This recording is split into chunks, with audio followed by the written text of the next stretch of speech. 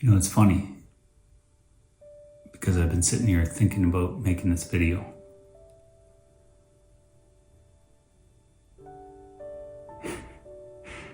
And I really don't want to make it.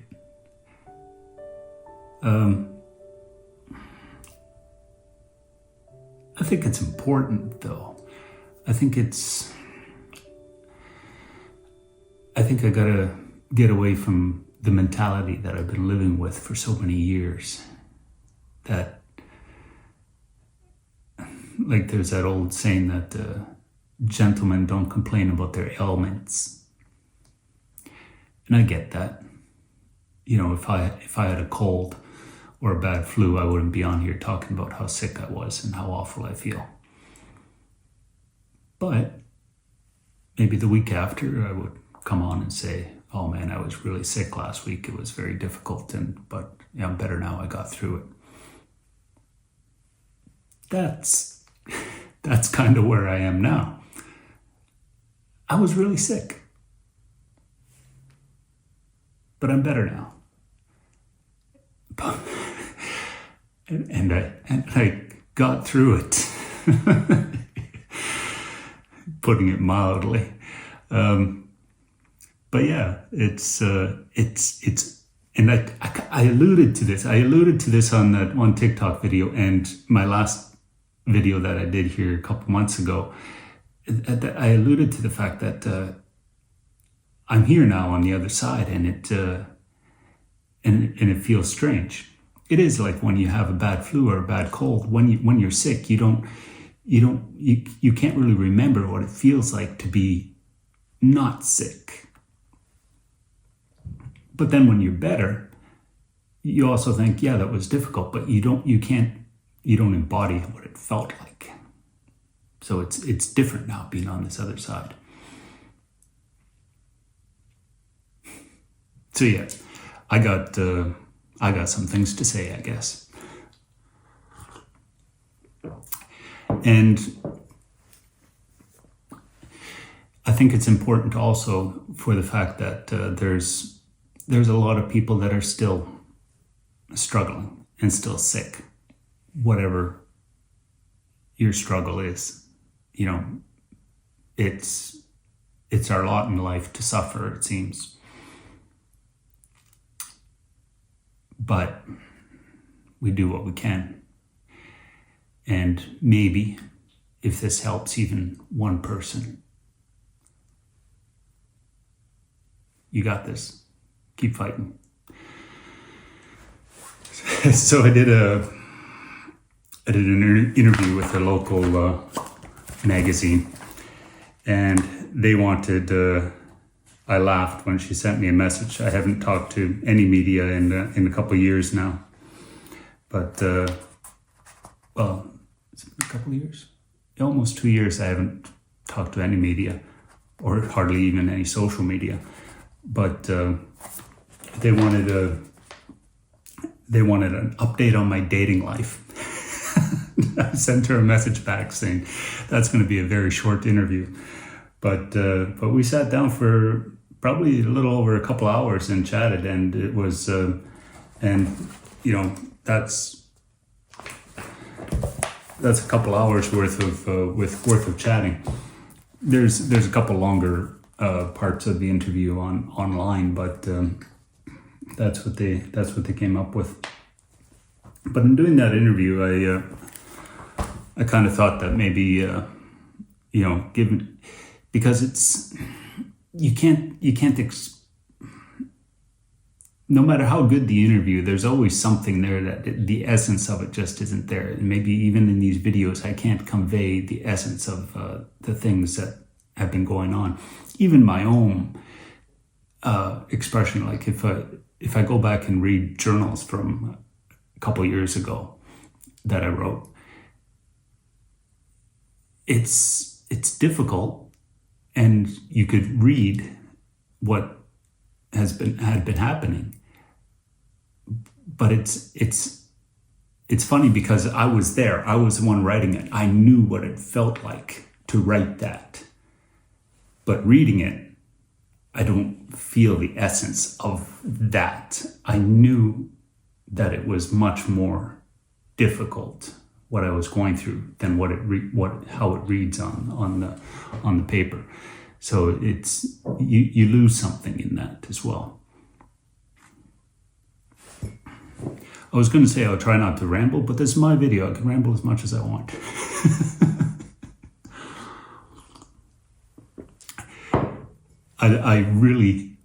I kind of miss making and editing the videos. I used to spend like maybe 12 hours to edit a 5-minute video, but this is where I am now. And as mentioned before, these videos now are mainly for prosperity and to bring forward a little bit of what's been going on in my life for my future self, or future relatives, that we could kind of see what we've gone through. And I always thought that would be interesting. Imagine if my parents or grandparents had this kind of system that they could record what's going on in their life, to be able to go back and look at what my parents' younger life would have been like immigrating to Canada. That would be something. That would be really something. And so that's kind of why I'm also doing these videos. But so anyways, a background. So the last 2 years, I mentioned in my last video that I fell.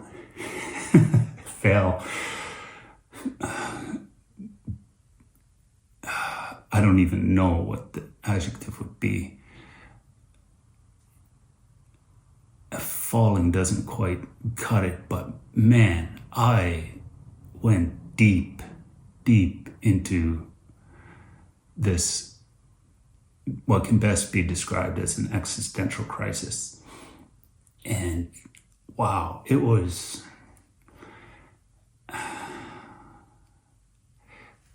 So a little background to get personal. I grew up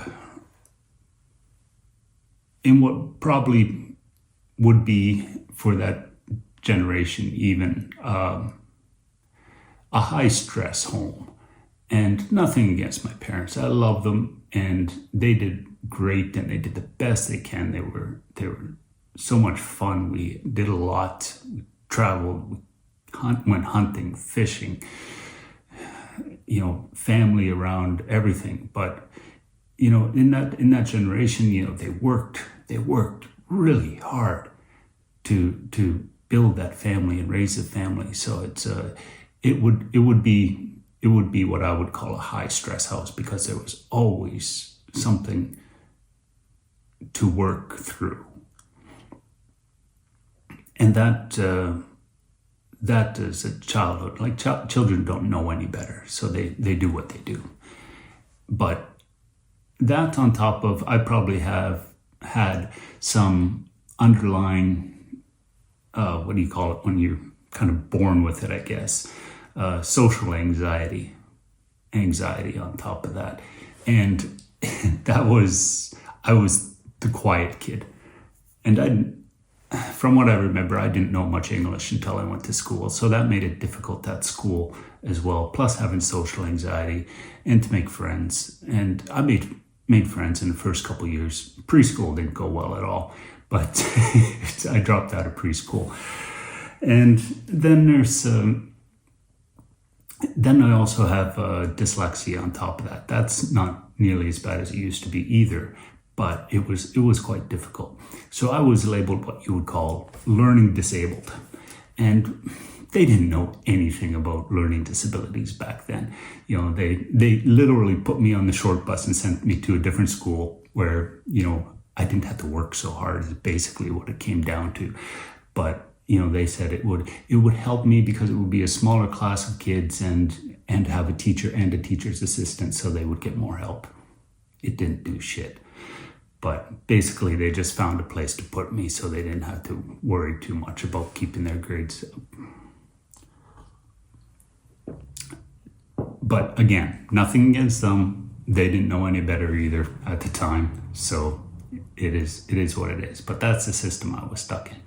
But back to the anxiety and the lifestyle that I was living as a kid.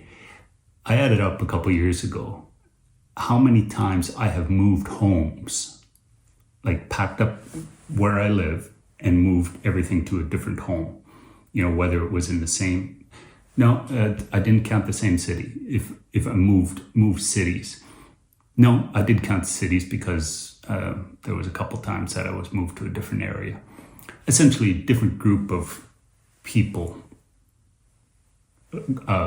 close circle of friends, work people, things like that. I added that up one time. I had moved homes 32 times in my life to date.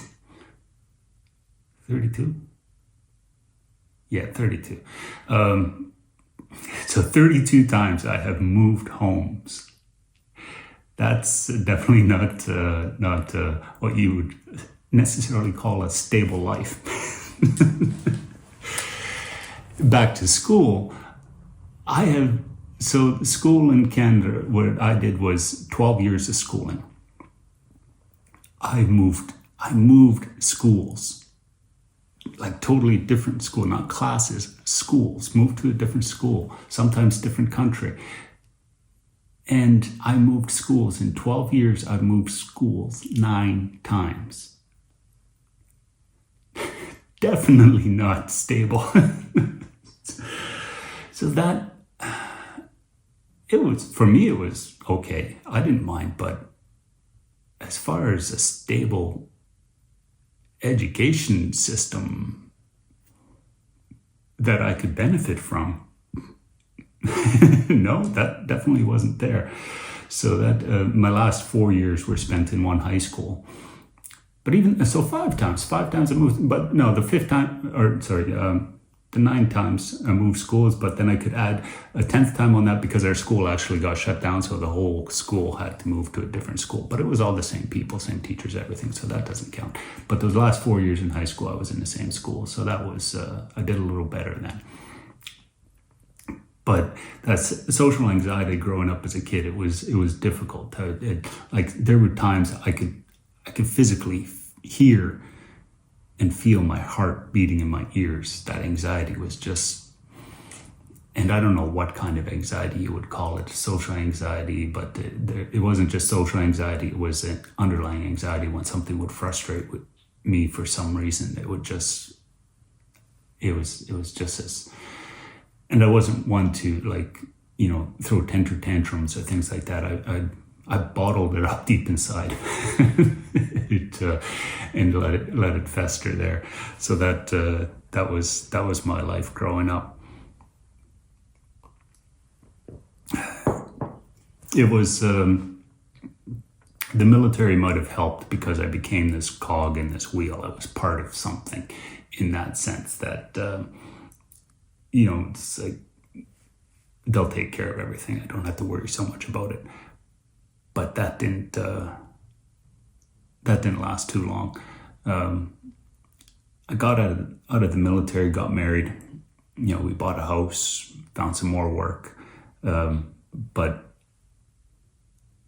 unbeknownst, or I ignored the fact that my anxiety was growing and growing and growing. And it was just this festering frustration, like the amount of road rage I would have. And I didn't act out on it all the time. Sometimes I would honk my horn or give somebody the finger. But the amount of frustration, like I remember driving one time and I was mad. I was so mad about some incident that happened on the road, and I was driving along the road and I thought to myself, what was I mad at? And I could not remember the thing that triggered me for my road rage. It was something so insignificant that I was driving frustrated and mad at something that I couldn't even remember. So that side note, I'll tell you, I remember the very last time I had road rage, and this has kind of led me to change my perspective on life as it pertains to other people. And I have a rule that don't make so many rules for other people. Essentially, Everybody's doing the best they can. There are people that are just going to be dicks and they're going to do what they do. But why waste your mental health and energy being frustrated on somebody that's going to be a dick anyways? But anyways, I was driving along in traffic, heavy traffic, fast, slow, and this one car, it was just, they were driving very poorly and being stupid. And I was getting mad because I was stuck there behind them and I didn't know what to do.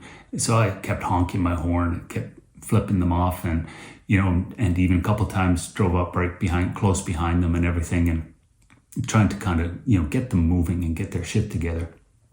Then finally I had a chance to get up and get past them. And I drove up and I figured I'm going to drive by, I'm going to honk my horn and give them the finger. And as I drove up beside them, I still remember her sitting behind the wheel. This little old lady, could have been my grandmother. And she's got both hands on the wheel. She's leaning forward and she's scared to death. You can see it in her face. She's scared to death. And my heart sunk. And I could not believe that I would have or could have been a part of, not only that I couldn't help her, it's like that I was treating her like that. That's the very last time I've ever gotten frustrated with somebody driving. Yeah, everybody's doing the best they can. Some people make mistakes.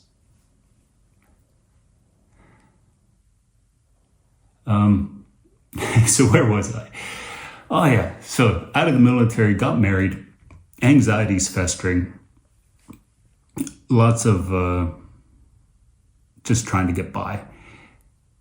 But what happens with anxiety that I had is that when it's not treated, it starts to,